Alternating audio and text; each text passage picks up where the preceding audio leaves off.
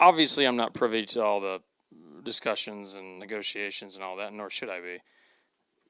But what I am confident in saying is that RSM fully, entirely loves this week and the weeks leading up to it. That company is going to surpass $50 million this year. That is by far number one of any fall tournament in the last, I don't know how many odd years. You have to look it up. And that's the core of what they do and why they do it. So from a stewardship and giving standpoint, my confidence is pretty high. They want to maintain that because that's the fabric of their company and relationships. Couple that with Davis and his team, and it's a perfect fit. So my hope nothing changes, stays on track. But I understand the change. Going back to your question, I get it. I don't understand it all. I mean, all the specifics, but I understand that the motivation and the why. I don't love change. At the same time, I understand it and I get it.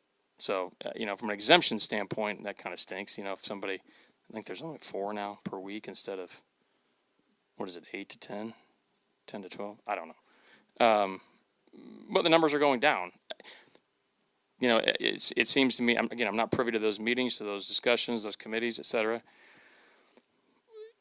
They're trying to make our product better, and I got to trust that, whatever that looks like. The second part of that question, I have no idea.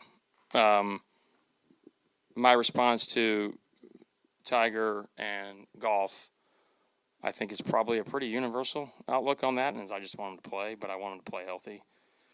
I don't know what that looks like.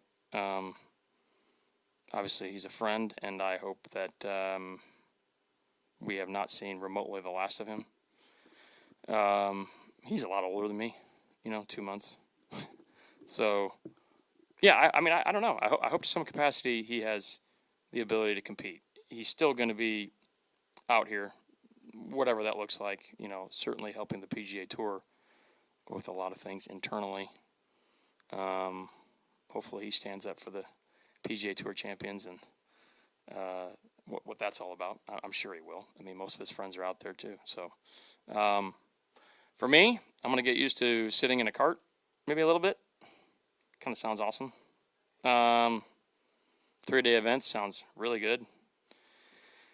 I mean, I say all that and kind of I don't know. I'm not dodging the question. I do really operate where my feet are. I mean, I'm still, I'm trying to get in the top 100. I know I didn't play a ton in the fall. I missed Napa because I wasn't feeling great, and the other things, I had other obligations that are what they are, and I had to do them.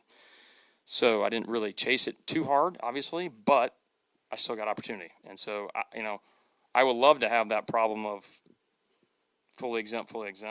But if I don't, we'll as a team, we'll make a decision as to what's best.